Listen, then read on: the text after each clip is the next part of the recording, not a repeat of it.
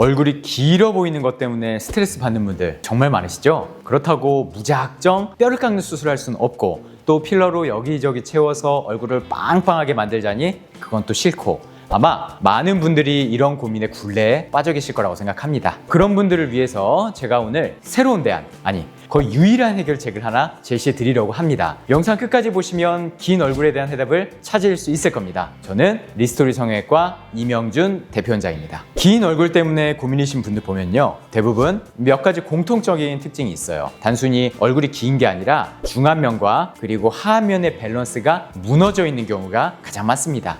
특히 심보볼이 아래로 처지면서 불룩하게 튀어나와 있고요, 턱 라인이 무너지면서요, 얼굴이 전체적으로 이렇게 각져 보이는 이른바 긴 직사각형, 이런 얼굴형을 가진 분들이 정말 많으시죠. 이런 분들이 정말 많이 간과하시는 부분이 바로 이 하관 쪽입니다. 다들 중안면부나 아니면은 이 앞볼 볼륨에만 신경 쓰시는데요, 사실 얼굴 길이를 단축시키는 핵심 열쇠는 바로 이 하관에 숨어 있거든요. 저희 병원에서 하관 리프팅을 통해서 얼굴이 전체적으로 줄어 보이는 효과를 보고 굉장히 만족하시는 분들 정말 많이 봤습니다. 진짜 중요한 거는요, 사용하는 실의 구조와 디자인을 얼마나 완벽하게 파악하고 이를 실전에 적용할 수 있느냐의 능력입니다. 실마다 갈고리, 즉 코그라고 하죠. 그 코그 형태나 방향, 간격이 전부 달라요. 조직을 단단히 고정해주는 앵커링 부분과 실제로 조직을 끌어당기는 부분이 다르게 디자인되어 있거든요. 저희는 시술에 들어가기 전에 사용하는 모든 실의 캐뉼라 길이부터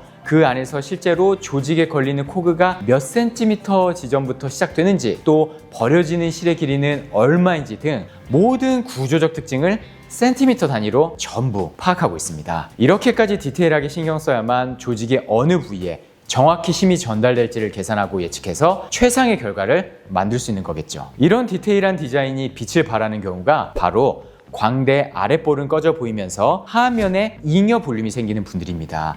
이런 분들은 얼굴이 땅콩형으로 보이면서 전체적으로 길어 보이는 특징을 가지고 있죠. 또 리프팅을 잘못하면 광대만 더 부각되어 보일까 봐 걱정을 많이들 하세요. 저희는 이럴 때 코그의 방향과 배치를 아주 정교하게 디자인해서요, 광대 쪽으로는 조직이 최대한 물리지 않게 하고, 그리고 리프팅되어 잠겨진 조직들이 정확히 볼이 꺼진 부위를 채울 수 있도록 유도합니다. 이건 단순히 처짐을 개선하는 걸 넘어서요, 얼굴의 윤곽 그 자체를 매끄럽게 재창조하는 과정이라고 할 수 있겠죠. 실제로 이렇게 디자인해서 시술해드렸을 때 환자분의 만족도가 굉장히 높았습니다. 또한 환자의 나이와 피부 탄력에 따라서 디자인은 역시 완전히 달라져야겠죠. 과거에 경험이 부족했을 때는 젊은 분과 나이가 많은 분들의 디자인을 비슷하게 한 적도 있었어요. 그러다 보니까 젊은 분들은 효과가 좀 적다고 느꼈고요, 오히려 나이가 많은 분들은 피부가 울퉁불퉁해지는 딤플 현상이 생기는 경우가 있었습니다. 많은 경험과 노하우가 쌓이고 난 지금에서야 이제 깨달은 건데요, 사람마다 피부 탄력이 다 달라요.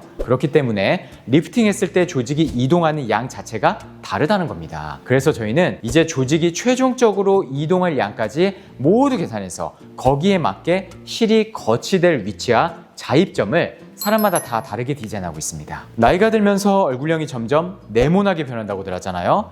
이게 뼈의 문제가 아니라서 중력 때문에 근육과 피부 같은 연부 조직들이 전부 이렇게 아래쪽으로 쏠려서 하안면부에 몰리기 때문에 나타나는 현상입니다. 그런데 이게 역으로 생각하면 기회가 될 수도 있어요. 상안면부나 중안면부와는 다르게 이 하안면부는 처져서 몰려있는 조직들을 끌어올리는 것만으로도 실질적인 면적과 부피를 줄일 수 있는 거의 유일한 부위라는 거거든요. 특히 하안면부에는 이 심부볼 지방이나 입 옆에 뭉쳐있는 소위 말해 떠다니는 지방들, 이런 것들이 있는데요, 요것들은 아주 미세한 리프팅 테크닉을 이용해서 원래 있어야 할 위치로 재배치 시켜주는 것, 즉 리포지셔닝 테크닉을 시켜줄 수가 있습니다. 예를 들어 좀 더 확실한 이해를 위해 제가 사진을 좀 준비해봤는데요, 전 국무총리셨던 한덕수 씨의 모습입니다.